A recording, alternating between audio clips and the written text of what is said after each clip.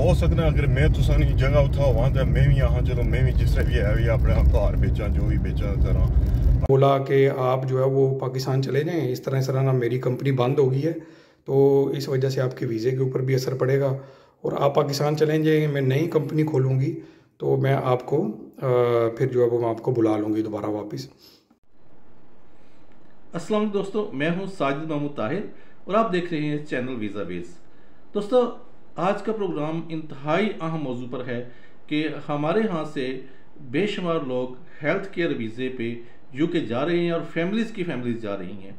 तो मैंने सोचा कि क्यों ना हम कुछ फीडबैक ले लें और कुछ हकायक जानने की कोशिश करें। इसके लिए हमें थोड़ी सी इन्वेस्टिगेशन करना पड़ी। तो सबसे पहले मैं आपको लिए चलता हूँ कि ये वीज़े हैं कौन से। इसमें जो यूके भी है या यूके गवर्नमेंट ने कुछ वैकेंसीज अनाउंस की हैं जिस पे आप वर्क वीज़ा पे जा सकते हैं और उसके पॉजिटिव और नेगेटिव दोनों बातें जो हैं वो मैं आपके सामने गोशगुजार करूंगा ताकि उनके हकायक आपको पता चल सकें और आप एक डिसीजन लेने में आपको आसानी हो। सबसे पहले मैं आपको ये बताऊं कि हेल्थ केयर वर्कर दो तरह के होते हैं। एक होता है care worker and home care. ये दरअसल एक ऐसा वीज़ा है जिसमें आपने बतौर केयर वर्कर काम करना होता है। किसी एजेंसी में कर सकते हैं, किसी के घर में कर सकते हैं, पर्सनल केयर कर सकते हैं। इसका कोड है 6145 और बहुत से लोग जो जानते हैं मेरे ख्याल से उनको कोड का पता नहीं था। 4 डिजिट का कोड होता है, उस कोड से पता चलता है कि आपका वीज़ा किस चीज़ का है। तो जनाब, अगर आप 6145 पे जा रहे हैं तो आपका वीज़ा है केयर वर्कर और होम केयर का। और एक और है 6146, यानी कि दोनों कंजक्टिव नंबर्स हैं। तो अगर आपका 6146 है तो फिर आपको सीनियर केयर जो वर्कर हैं, सीनियर केयर के लिए आपने वर्क करना होगा। सीनियर केयर वर्कर हैं आप, उसमें एल्डरली पीपल आते हैं, बूढ़े लोग आते हैं, उनकी आपने देखभाल करनी होती है। या फिर ये कि आप आज खुद एक सीनियर केयर वर्कर हैं। तो ये हैं दो कैटेगरीज जिन पर ज़्यादातर लोग जा रहे हैं। और जो लोग वीज़ा हासिल कर सकते हैं उनका डिपेंडेंट भी जा सकता है, उनकी स्पाउस, बीवी, खामन और उनके बच्चे भी जा सकते हैं। तो नॉर्मली ये आजकल इस तरह का ये वीज़ा हासिल करने के लिए आपके पास एक स्पॉन्सर होना ज़रूरी है जिसको कहते हैं COS, कंफर्मेशन ऑफ स्पॉन्सरशिप। तो ये वो एजेंसी इशू कर सकती है जो रजिस्टर्ड है गवर्नमेंट की लिस्ट पे, उसके रजिस्टर पे। तो ये है NHS हो सकता है या उसके अंदर काम करने वाली ऑर्गेनाइजेशन है प्रोवाइडिंग मेडिकल सर्विसेज, जो मेडिकल सर्विसेज प्रोवाइड कर रही हैं, या फिर ऐसे ऑर्गेनाइजेशन जो अडल्ट केयर प्रोवाइड कर रही हैं, यानी कि बड़े बूढ़ों का ख्याल रखने के लिए ऐसे सर्विसेज दे रही हैं। तो वो आपको COS दे सकती हैं जिसका जो नाम है वो है सर्टिफिकेट ऑफ स्पॉन्सरशिप। तो वो प्रोवाइड कर सकती हैं। चूँकि जब ये आपको इशू हो जाता है तो फिर आपको अपना केस जो है फाइल करना पड़ता है एम्बेसी में। और इसमें फ़ाइल करने के लिए आपको जो चीज़ें दरकार होती हैं वो बुनियादी तौर पर COS है, उसके बाद इंग्लिश सर्टिफिकेट है। इंग्लिश सर्टिफिकेट जो है B1 लेवल का होना चाहिए। और हमारे यहाँ एक और मसला बड़ा पेचीदा है कि इस कदर यहाँ पे करप्शन हो गई है कि IELTS और इस तरह के यूके NARIC और इस क्या कहते हैं उसे इंग्लिश सर्ट जो हैं, ये सारे सर्टिफिकेट जो है अब आपको पेमेंट पे मिल रहे हैं। हैरत की बात यह है कि इसमें भी रिश्वत चल रही है, यहाँ भी लोग पैसे दे के सर्टिफिकेट ले रहे हैं। और जिन लोगों को इंग्लिश नहीं आती, जो बात नहीं कर सकते, बातचीत नहीं कर सकते, चूँकि ये पॉइंट बेस्ड सिस्टम है, इसलिए वो सर्टिफिकेट जब साथ लगाते हैं और COS साथ लगाते हैं तो उनका वीज़ा हो जाता है। रिक्वायरमेंट में COS है, इंग्लिश सर्टिफिकेट है, पासपोर्ट है, जॉब टाइटल और एनुअल सैलरी उसमें लिखी होती है, जॉब ऑक्यूपेशन का कोड जो है जिसमें मैंने आपको पहले बताया 6145 या 6146 वो है। और इसके अलावा जो है वो एम्प्लॉयर का नेम है, लाइसेंस नंबर है उसका, और अदर डॉक्यूमेंट जो माइट नीड हो सकते हैं। बैंक स्टेटमेंट है, प्रूफ ऑफ रिलेशनशिप है, ट्यूबरक्लोसिस TB टेस्ट भी होता है उसके अंदर, और पुलिस क्लियरेंस सर्टिफिकेट होता है। और अगर आप मतलब आपकी एज 28 साल है तो फिर आपको अपने ही जो है वो सर्टिफिकेट 12 माह के अंदर जहाँ आप रहे हैं वो चाहिए होता है। लेकिन अगर आप 28 साल से अबव हैं, पिछले 10 साल जहाँ जहाँ रहे हैं, तो वहाँ से आपको पुलिस क्लियरेंस सर्टिफिकेट चाहिए होता है। तो ये तो थी बुनियादी रिक्वायरमेंट्स। अब जो लोग जिस हेल्थ केयर वीज़े पे जा रहे हैं उस हेल्थ केयर भी उन्हें करना क्या है, जहाँ के उनकी जॉब्स क्या हैं। ठीक है, तो बाज़ लोग इस तरह वो मतलब घूस कंपनियां बना लेते हैं और बंदों को बुला के फिर कहते हैं जाओ जी अपना अपना काम करो, और बाज़ बात ये कहते हैं अच्छा जी आप हमें इतना जो है ना वो आप हमें इंश्योरेंस या टैक्स हमें देते रहो साथ साथ मंथली बेसिस पे, और जाओ कि जहाँ पे मर्जी काम करो। तो वो बंदा जो है वो इंतहाई मुश्किल में आ जाता है। अगर अकेला गया तो मेरे ख्याल में, ज़ाती ख्याल से मेरा गलती भी हो सकता है, थोड़ा सा उसको तकलीफ कम होगी। जो फैमिली के साथ गया उसको तो बहुत ज़्यादा तकलीफ होती है, क्योंकि उसे घर लेकर रहना पड़ता है और बहुत सारे उसके लवाजमात हैं। अगरचे जो पॉजिटिव साइड पर जाएँ तो उसके बच्चे पब्लिक फंडेड स्कूल्स में यानी गवर्नमेंट स्कूल में पढ़ सकते हैं, सरकारी तौर पे पढ़ सकते हैं, वहाँ पे अपने जो भी बेनिफिट्स हैं वो क्लेम कर सकते हैं। लेकिन उसकी अच्छा दूसरा पॉजिटिव ये है कि स्पाउस जो है, अगर आप खुद एप्लीकेंट है, आपके बीवी या खामद दोनों को फुल टाइम काम करने की इजाज़त, दूसरे को भी फुल टाइम काम करने की इजाज़त, यह पॉजिटिव सिग्नेचर्स। लेकिन जहाँ तक नेगेटिव सिग्नेचर्स की बात है, तो अब जो काम आपने पाकिस्तान में नहीं किया है, नॉर्मली कौन करता है यहाँ पे हेल्थ केयरिंग का? अपने पेरेंट्स का ख्याल नहीं रखते, अपने सास ससुर का ख्याल नहीं रखते, तो वहाँ जाकर गोरों को किस तरह से वो उनका ख्याल रखेंगे? वहाँ गोरे भी हैं, काले भी हैं, यंग भी हैं, एल्डरली भी हैं, उनके मतलब ये कि मेंटल डिसऑर्डर्ड भी हैं, मतलब एक तो होता है ना माजूर भी हैं, लेकिन दिमागी तौर पर भी कुछ जैसे होते हैं वो मतलब उनका दिमाग ज़्यादा तेज़ नहीं होता, उस तरह के लोग भी हैं। तो उन सब की केयर करने के लिए होम में जाके या किसी अदारे में जाके आपको केयर करना पड़ेगी। उस केयर में क्या क्या चीज़ शामिल है ये आपको शायद एजेंट नहीं बताते हैं, या अगर बताते हैं तो फिर वो असल बात की तरफ नहीं आते हैं। देखिए, आपकी ड्यूटी जो है एज ए केयरर, ठीक है, पर्सनल केयर है। पर्सनल केयर किसी एक बंदे की, दो बंदों जो भी है, ज़ाती केयर आप करेंगे। और उसमें क्या शामिल है? वॉशिंग क्लोथ्स, आपने उनके कपड़े भी धोने हैं। ड्रेसिंग का मतलब यह है कि आपने माजूर है, वो खुद अपने कपड़े नहीं उतार सकता या उतार सकती, तो आपने उनके कपड़े खुद उतारने हैं, जिनमें ये कोई तखसीस नहीं है कि वो मर्द है या औरत। अगर आप औरत हैं और आपने ड्यूटी आपकी किसी मर्द पे लगती है, तो आपको उसके कपड़े उतारने और उसके पैम्पर चेंज करने, उसको नहलाने और उसके कपड़े चेंज करवाने में आपको मदद करना होगी और आपको करना पड़ेगी। टॉयलेटिंग भी लिखा हुआ है, मैं आपको अगर पढ़ के सुनाऊं, person care includes washing, dressing, bathing, toileting and medication, monitoring and और असिस्टेंस। ठीक है, आपने उनकी दवाइयों का भी ख्याल रखना है, आपने उनकी टॉयलेट में ले जाने के लिए, टॉयलेट कराने के लिए भी ख्याल रखना है, उनको धोना भी है, और ये काम जो है वो आपने बतौर पर्सनल केयर, हेल्थ केयर करने होंगे। ठीक है, यहाँ पर खैर मैं यहाँ का मिसाल इसलिए नहीं दूंगा कि आप सब जानते हैं यहाँ होता क्या है। सोशल ड्यूटीज़ में इंक्लूड है जनाब आपका प्रिपेयरिंग एंड कुकिंग मील्स, आपको खाना भी बनाना है। एसेंशियल क्लीनिंग, जो ज़रूरी है, घर की सफाई भी करनी है। ठीक है, और बाहर से शॉपिंग भी घर के लिए करनी है। फ़र्ज़ करें घर में और लोग बैठे हुए हैं, दो मियाँ बीवी हैं, उनके लिए आपने शॉपिंग भी करनी है, उनके बिल पेमेंट भी करने हैं, और आपने फायर मेंटेनेंस भी करनी है। ठीक है, तो ये सारी चीज़ें हैं वो आपकी ड्यूटी में शामिल है। ये सोच के जाएं कि आपको वहाँ जाकर किसी गैर महरम के कपड़े धुलाने होंगे, उनके कपड़े चेंज करवाने होंगे, उनको नहलाना होगा, उनको बाथ वगैरह कराना होगा, उनको टॉयलेट में लेकर जाना होगा, उनके पैम्पर्स हैं अगर तो पैम्पर्स चेंज कराना होंगे। ये सब आपकी हेल्थ केयर की ड्यूटी में शामिल है।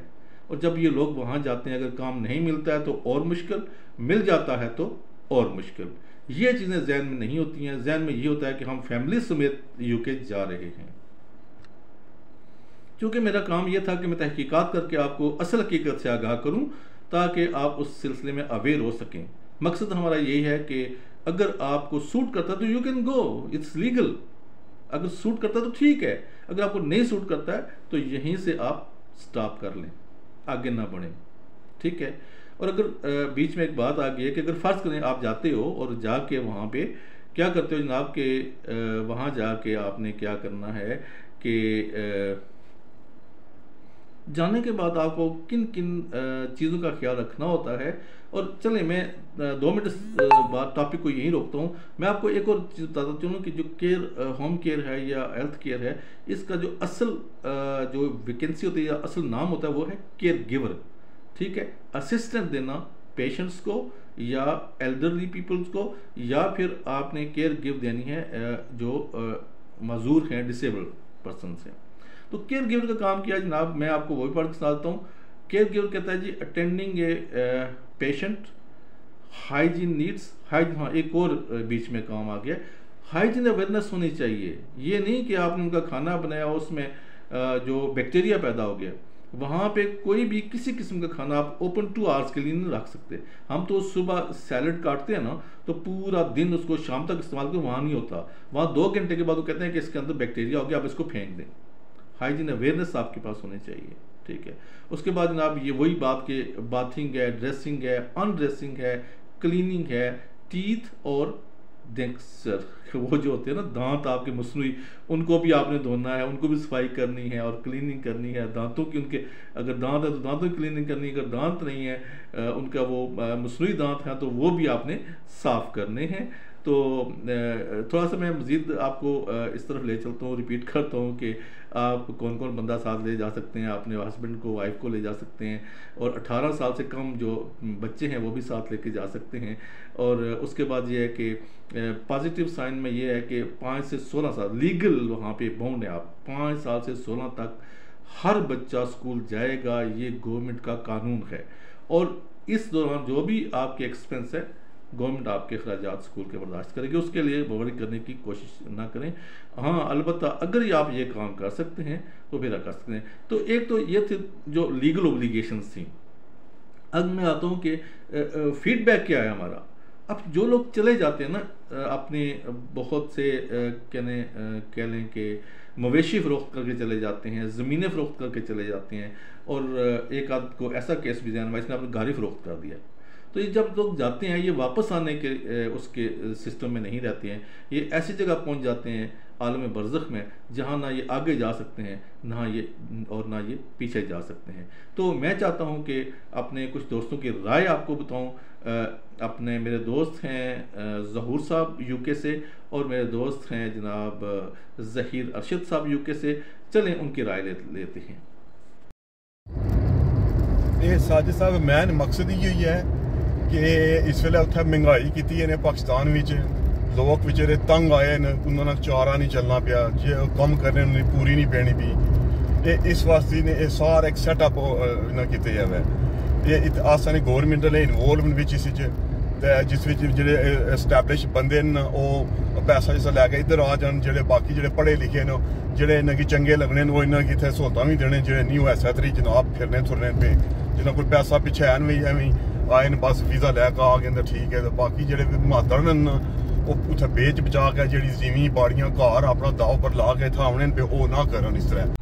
तो जनाब ये थे यूके से ज़हूर साहब जो अपनी कीमती राय से नवाज रहे थे। इनका बहुत शुक्रिया कि इन्होंने जॉब पर होते हुए भी हमारी कॉल को एंटरटेन किया और हमें अपनी राय से नवाजा।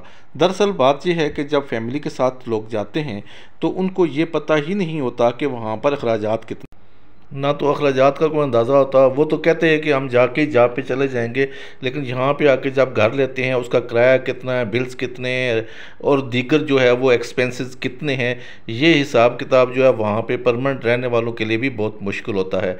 तो खैर चलते हैं हम अब ज़हीर साहब की तरफ। अब हम चलते हैं ज़हीर अरशद साहब की तरफ जो कई सालों से वहाँ मुकीम हैं, यंग हैं और बहुत गहरी नज़र है उनकी इर्द गिर्द के माहौल पर। तो उनसे बात करने के लिए मैंने कोशिश की, लेकिन वो चूँकि इस्रात फरमा रहे थे, अभी उनकी ड्यूटी का टाइम शुरू हो रहा था, वो वापस आ रहे हैं, तो उनसे बात करते हैं। चलते हैं ज़हीर साहब की तरफ।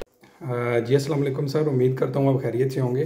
सर बहुत शुक्रिया आपने हमें अपने प्लेटफॉर्म से बोलने का मौका दिया। सर जो क्वेश्चन आपने किए थे मैं उनका मुख्तसर सा कोशिश करूँगा कि जवाब दे दूँ आपको। स्किल्ड वर्कर वीज़े के ऊपर सर बहुत ज़्यादा इशू है आजकल। मैं आपको एक शॉर्ट सी स्टोरी बताता हूँ कि कुछ दिन पहले ना मैं अपने एक दोस्त के पास बैठा हुआ था रेस्टोरेंट के ऊपर, तो रेडिंग में ही उनका अपना टेक वे है। तो उधर एक साहब आए, गालिबन वो अपने इलाके से ही मालूम हो रहे थे, जहलम से या दीना से या मीरपुर से। तो उन्होंने बताया जनाब कि वो एक मिडल मैन थे पाकिस्तान में। तो उनकी डील हुई थी 80-85 लाख रुपए की, पूरी फैमिली की डील थी, ठीक है। यही स्किल्ड वर्कर वीज़े के ऊपर फैमिली को डिपेंडेंट बना के इस तरह वो उनका प्लान था इधर लाने का। तो हुआ ये जनाब कि पहले उन साहब का उन्होंने करवाया वीज़ा वगैरह जो भी था उन्होंने प्रोसेस करवा के इधर आ गए। तो जो मिडल मैन था उन्होंने जनाब उसको बोला जी कि जो आपके एम्प्लॉयर हैं अब आप उनके साथ डायरेक्ट हो जाएं और वो जैसा आपको बोलेंगे आप वैसा कर लें। तो कुछ टाइम के बाद उनको ऐसे ही मतलब बातों में लगाई रखा, ठीक है जी अभी अब कर लें, आपकी फैमिली आ जाएगी, तो वो लगे हुए हैं प्रोसेस करने इस तरह उस तरह आपके पास पेपर्स बन जाएं।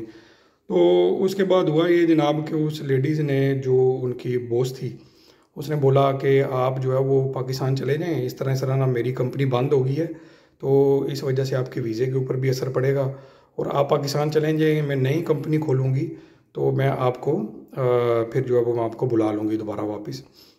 वो हुआ जनाब इस तरह के वो बंदे को कुछ समझ लग गई कि इसके साथ कुछ हाथ हो गया या स्कैम हो गया। तो खैर मेरे दोस्त ने तो उसको यही बोला कि यार मैं तो आपको जॉब दे नहीं सकता क्योंकि इसके ऊपर तो आपका जो है वो स्किल्ड वर्कर वीज़े का जो एम्प्लॉय है वो दूसरा है कोई, तो अगर खुदा न खास्ता कहीं रेड हो गया तो जो काफ़ी इशू बन जाएगा। तो बहरहाल वो उस बंदे ने अपनी जनाब दुख भरी दास्तान ये सुनाई कि अब मेरे साथ जो वो ना वो लेडीज़ जो बॉस है वो कोई कांटेक्ट में आ रही है और ना जनाब कोई वो बात मुझे सही तरह सीधी तरह बता रहे हैं। पाकिस्तान उसने बोला मैं जाना नहीं चाहता क्योंकि पाकिस्तान चला गया तो मुझे पता है कि इन्होंने मुझे बुलाना नहीं है। तो वल्लाहु आलम बहरहाल उसने अपनी ये जो है ना सारी हमें स्टोरी बताई। वो बंदा परेशान भी काफ़ी था, हमने कार्ड भी देखा उसका, उसकी सारी डिटेल भी करेक्ट थी, तस्वीर भी उसी की थी, सब कुछ था। तो उस बंदे ने बताया जी कि मैंने सब कुछ बेच बाज के अपना जो है वो पाकिस्तान में जो कोई मिडल मैन है जिसने सारी ये मतलब करवाया उसका काम उसके हाथ में दिए हैं, तो अभी वो भी मेरे रब्ते में नहीं आ रहा और ये लेडीज़ जो है ये भी रब्ते में नहीं है। पाकिस्तान वो जाना नहीं चाहता ताकि जाके उसको पकड़े उसे पूछे। तो एक और फिर ये स्टोरी इसी तरह, वो तो हमारे दीना के हैं, मैं उनका नाम डिक्लेयर नहीं कर सकता, वो बेचारे काफ़ी पैसा लगा के आए हैं, फैमिली समेत आए हैं। तो उनको ये बोला जनाब उनके एम्प्लॉयर ने कि आप जो है वो मंथली हमें 400 पाउंड जो है वो टैक्स दें, 500 या 600 जितना भी टैक्स बनता है जो लीगल रिक्वायरमेंट है।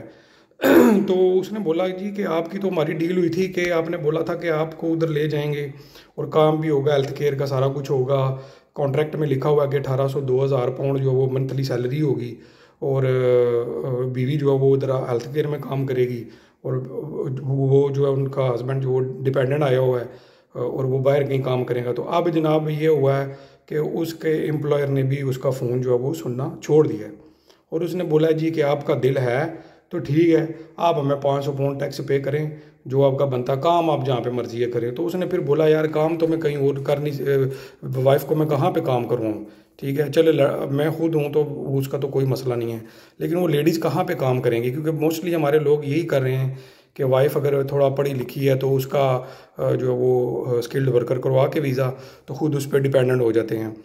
लेकिन अब मसला ये आ रहा है कि इधर मोस्टली जो एम्प्लॉयर हैं वो यही कर रहे हैं कि आप जनाब 500-600 पाउंड हमें टैक्स दें, काम आप जहाँ मर्जी करें, हमें कोई नहीं है। अगर आपने वीज़ा आगे एक्सटेंड करवाना है या अपनी PR करवानी है तो आपको जो है वो हमें इतना पैसा जो है टैक्स के हिसाब से वो देना पड़ेगा। तो इस तरह के जो है ना ये आजकल इधर स्कैम चल रहे हैं। कुछ ऐसा होता है जनाब, ये भी देखने को आया कि आजकल जो केसेस आ रहे हैं, जैसा कि फेसबुक के ऊपर सोशल मीडिया के ऊपर एक पेज है UK वीज़ाज़ एंड इमिग्रेशन के नाम से एक पेज है, उधर अगर आप जाके देखें तो आपको बहुत सारे उधर स्कैम मिलेंगे। लोग कुछ एडवांस पकड़ लेते हैं, उनको देते ही नहीं हैं, कोई किसी को फेक जो है वो कैश दे दिया जो उनका एक्सेप्टेंस लेटर है, ठीक है, और वो जब एम्बेसी में जमा करवाते हैं जनाब उनका क्या होता है कि बैन लग जाता है 10 साल का। तो एक ये भी आजकल फ्रॉड चल रहा है। लेकिन सबसे बड़ा इशू ये है सर कि अगर कोई आ भी जाता है इधर UK में और आके उसको आगे उसका एम्प्लॉयर बोलते हैं जी कि आप हमें 400-500 पाउंड जो वो मंथली आप हमें वो दें टैक्स, हम आपके नाम का जमा करवाएंगे, काम तो हमारे पास कोई नहीं है, काम आप जहाँ पे मर्जी ये करें। क्योंकि इधर काफ़ी सारे लोगों ने जो वो कंपनियाँ खोली हुई हैं और उसके ऊपर जनाब वो बंदों को स्पॉन्सर करें। लेकिन अब हुआ ये है कि बहुत सारे जो गवर्नमेंट भी इस चीज़ इन एक्शन है, उन्होंने जनाब कुछ लोग जो हैं पकड़े हैं ऐसे जो ये काम कर रहे थे कि बंदे काम कर नहीं रहे, उनके नाम पे टैक्स जमा हो रहा है, और फिर हुआ ये जनाब कि वो कंपनी जो है वो उन्होंने बंद कर दी, क्योंकि ये एक कम्प्लीटली जो है भाई लीगल मूव है कि आप जनाब बंदा काम कर नहीं रहा और उसके नाम पे टैक्स जा रहा है, वो पता नहीं है बंदा काम कर किधर रहा है, ठीक है, क्या काम कर रहा है। तो वो इमिग्रेशन वाले जो है वो काफ़ी इस मामले में भी एक्टिव हैं। तो जो लोग हजरात आ रहे हैं, जो लोग बेचारे अपने घर बार बेच रहे हैं, मैं उनसे यही रिक्वेस्ट करूंगा आपके प्लेटफॉर्म के रेफरेंस से कि प्लीज़ काइंडली आप जब भी इधर आएँ, किसी बंदे से भी आप डील बनाते हैं तो प्रॉपर जो है वो कंपनी होनी चाहिए जिसमें आपको काम मिले, आपका प्रॉपर तरीके से टैक्स जाए, ठीक है, ताकि आपकी जब आगे एक्सटेंशन हो या आपकी PR हो, आपको कोई प्रॉब्लम ना हो। क्योंकि अभी बहुत सारी कंपनियां बंद होना शुरू हो गई हैं। आप जाके वेबसाइट पे चेक कर लें, गवर्नमेंट की जो वेबसाइट है, उन्होंने 25-30 कंपनियां बंद की हैं। अब 25-30 कंपनियों में आप अंदाज़ा करें कम से कम 10 बंदे तो वो लाजमी होते हैं, ठीक है, जो स्पॉन्सर पे उन्होंने बुलाए हुए हैं। तो अगर 25-30 है तो इसका मतलब है कि 4-5 काम कर किधर रहा है, ठीक है, क्या काम कर रहा है। तो वो इमिग्रेशन वाले जो है वो काफ़ी इस मामले में भी एक्टिव हैं। तो जो लोग हजरात आ रहे हैं, जो लोग बेचारे अपने घर बार बेच रहे हैं, मैं उनसे यही रिक्वेस्ट करूंगा आपके प्लेटफॉर्म के रेफरेंस से कि प्लीज़ काइंडली आप जब भी इधर आएँ, किसी बंदे से भी आप डील बनाते हैं तो प्रॉपर जो है वो कंपनी होनी चाहिए जिसमें आपको काम मिले, आपका प्रॉपर तरीके से टैक्स जाए, ठीक है, ताकि आपकी जब आगे एक्सटेंशन हो या आपकी PR हो, आपको कोई प्रॉब्लम ना हो। क्योंकि अभी बहुत सारी कंपनियां बंद होना शुरू हो गई हैं। आप जाके वेबसाइट पे चेक कर लें, गवर्नमेंट की जो वेबसाइट है, उन्होंने 25-30 कंपनियां बंद की हैं। अब 25-30 कंपनियों में आप अंदाज़ा करें कम से कम 10 बंदे तो वो लाजमी होते हैं, ठीक है, जो स्पॉन्सर पे उन्होंने बुलाए हुए हैं। तो अगर 25-30 है तो इसका मतलब है कि 400-500 बंदा जो है वो इस चीज़ से उसको नुकसान पहुंचा है। अब 400-500 बंदे ने कितना पैसा लगाया हुआ होगा, आप इस चीज़ से खुद अंदाज़ा लगा लें। अगर पाकिस्तान में इस वक्त, क्योंकि इन्होंने तो एक ही रेट रखा हुआ है 25 से 30 हज़ार पाउंड, ठीक है, वो किसी भी लोकल करेंसी में तो वो जाते ही नहीं है। उन्होंने अपना एक ही अमाउंट रखा हुआ है, कि रेट रखा हुआ है 25-30 हज़ार पाउंड। तो जो बेचारे अपना घर बार बेच के आते हैं, काइंडली उनसे यही रिक्वेस्ट है कि आप जो है वो प्रॉपर तरीके से कॉन्ट्रैक्ट बनाएं। कॉन्ट्रैक्ट बना के जो भी आगे कंपनी हो उसका पता करवाएं कि ये आगे हमें जॉब देंगे या नहीं देंगे, फिर इनसे जो है वो आप डील करके इधर आएँ, ठीक है। क्योंकि इधर आने के बाद कुछ एजेंट ऐसे भी हैं जो पैसे पकड़ लेते हैं पीछे, लोगों से कहते हैं जी हमारी तो जिम्मेदारी थी आपको बाहर तक पहुँचाना, ठीक है, हमारा काम था आपको UK तक पहुँचाना, आपको कार्ड लेके देना, अब हमारी कोई जिम्मेदारी नहीं है। हालांकि ऐसा बिल्कुल नहीं है। आपको अगर कोई स्पॉन्सर कर रहा है, आपको अगर कोई बुला रहा है, तो कम्प्लीटली उसकी ही जिम्मेदारी है, वही आपको जॉब देगा, वही प्रॉपर तरीके से आपका टैक्स पे करेगा। तो आगे जाके आप जो है वो प्रॉपर तरीके से क्वालिफाइड होंगे PR के लिए, या जो आपकी फर्दर एक्सटेंशन होती है वो उन्हीं के ही तरीकाकार से जो वो आपके नाम पे टैक्स देंगे तो होगा। ये नहीं होता कि आपको बस वीज़ा लगवा दिया जी, आपकी फैमिली का वीज़ा हो गया है और आप जो है हमारी जिम्मेदारी ख़त्म हो गई है। जिम्मेदारी इस तरह ख़त्म नहीं होती। इस तरह किसी के भी हाथ में अपनी सारी ज़िंदगी की जमा पूंजी मत दें, ठीक है। आप भले फैमिली के साथ भी इधर आ जाएं, ठीक है, फैमिली के साथ आ जाएंगे तो ये आपके लिए काफ़ी नहीं है कि आप इधर पहुंच गए हैं तो वीज़ा आपके पास नहीं है। बहुत सारे इशू हैं, आपको घर नहीं मिलता, आपको कोई घर नहीं देगा अगर आपके पास लीगल स्टेटस नहीं है, आपका बैंक अकाउंट सीज हो जाएगा, आपका ड्राइविंग लाइसेंस सीज हो जाएगा, बहुत सारी फिर काफ़ी मुश्किलात आपको फेसेस करनी पड़ जाएंगी। फैमिली के साथ जो है वो आपको ज़्यादा फेसेस करनी पड़ जाएंगी। तो असाइलम और दूसरी चीज़ों का प्रोसेस तो आपको पता ही है, वो आगे इधर बहुत ज़्यादा जो है वो ओवर क्राउडेड हो गया काम। बाकी काम का कोई मसला नहीं है, आपके पास अगर लीगल स्टेटस है आपको अच्छी जॉब मिल सकती है, आपका डिपेंडेंट जो है वो कोई प्रोफेशनल है, ठीक है, तो उनको अच्छी जॉब मिल जाएगी, इशू नहीं है। लेकिन सबसे बड़ा इशू है कि आप अपना जो है वो इमिग्रेशन स्टेटस जो है उसको ज़्यादा से ज़्यादा सिक्योर करें, ज़्यादा से ज़्यादा जो है वो अपने आप को इधर जो है वो लाइफ को सिक्योर करेंगे तो आपकी ज़िंदगी अच्छी इधर गुजर सकती है। तो बाकी ये कि आप अपनी ज़िंदगी की जमा पूंजी जो है वो लोगों के हाथ में ऐसे मत दें, क्योंकि इन्होंने तो फ़ोन बंद कर देने हैं तो बाद में प्रॉब्लम आपको होनी है। तो सही तरीके से इनके साथ कॉन्ट्रैक्ट बनाएं और उसके बाद जो है वो आप अपनी फर्दर जो है वो आप इनसे आप डील इधर करें, UK आ जाएं, मसला नहीं है। तो शुक्रिया। तो जनाब ये थी असल सूरत हाल और आपने दोस्तों की राय भी जान ली। उम्मीद है कि आप क्लियर हो गए होंगे अपने इस सिस्टम में। तो अब फैसला मैं आप ही छोड़ता हूँ। उम्मीद है कि आपको आज की इन्फॉर्मेशन पसंद आई होगी। Thank you so much. अल्लाह निगहबान।